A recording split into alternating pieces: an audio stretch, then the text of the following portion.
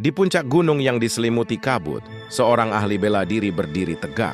Matanya menatap tajam ke cakrawala yang membentang luas. Angin dingin meniup jubahnya, tetapi tidak mampu menggoyahkan tekad yang telah membara di dalam dadanya selama bertahun-tahun. Ingatannya kembali melayang ke masa lalu, ke sebuah sore yang kelam di desanya. Sebuah insiden tragis, serangan bandit yang kejam, telah memisahkannya secara paksa dari adiknya yang masih kecil. Teriakan adiknya yang menggema di telinganya menjadi api yang mendorongnya untuk menguasai ilmu bela diri tertinggi, dengan satu tujuan, menemukannya kembali. Kini setelah bertahun-tahun mengasingkan diri dan berlatih tanpa henti, saatnya telah tiba baginya untuk turun gunung dan memulai pencarian yang telah lama tertunda. Langkahnya mantap menuruni lereng berbatu, membawa harapan dan dendam yang sama kuatnya. Perjalanan membawanya ke sebuah kota kuno yang ramai, tempat di mana kehidupan berdenyut di setiap sudut jalanan yang sibuk.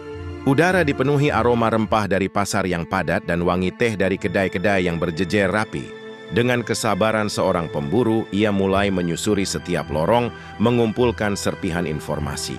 Di sebuah kedai teh yang remang-remang, ia mendengar bisik-bisik tentang seorang saudagar kaya yang kejam, yang dikenal suka mengumpulkan barang-barang langka, termasuk manusia.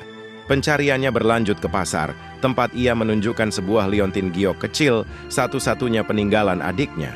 Saat itulah, sekelompok preman lokal yang merasa terganggu dengan kehadirannya mencoba untuk mengusirnya. Namun mereka salah memilih lawan. Dengan gerakan yang cepat dan efisien, sang ahli bela diri melumpuhkan mereka tanpa banyak usaha. Salah satu preman yang ketakutan akhirnya memberikan sebuah petunjuk vital. Adiknya berada di paviliun mewah milik seorang penjahat terkenal di ujung kota. Malam tiba bersamaan dengan turunnya hujan deras, seolah alam pun turut merasakan ketegangan yang memuncak. Di bawah guyuran air hujan, paviliun mewah itu berdiri angkuh, dijaga oleh puluhan pengawal bersenjata. Tanpa ragu, sang ahli bela diri menyusup masuk, gerakannya secepat bayangan di tengah badai. Di aula utama, ia akhirnya melihat pemandangan yang menghancurkan hatinya. Adiknya kini telah tumbuh menjadi seorang gadis muda, ditawan dalam sebuah sangkar emas, diperlakukan layaknya pajangan oleh sang penjahat yang tertawa congkak. Kemarahan yang telah lama terpendam akhirnya meledak.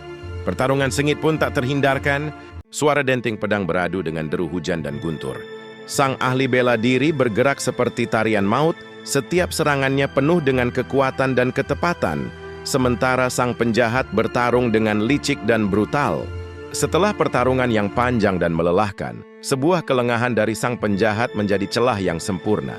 Dengan satu serangan terakhir yang menentukan, ahli bela diri itu berhasil melumpuhkan lawannya. Keheningan yang mencekam menyelimuti paviliun, hanya menyisakan suara tetesan air hujan yang mulai mereda. Dengan langkah yang sedikit goyah karena luka-luka yang dideritanya, ia mendekati sangkar emas itu dan menghancurkan kuncinya. Pintu terbuka dan adiknya berlari keluar langsung memeluknya dengan erat. Tangis haru pecah di antara keduanya, melepaskan kerinduan dan penderitaan yang telah mereka tanggung selama bertahun-tahun.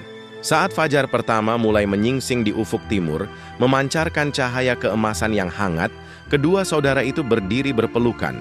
Pencarian yang panjang telah berakhir, dan di bawah langit pagi yang cerah, sebuah kehidupan baru telah menanti mereka bersama.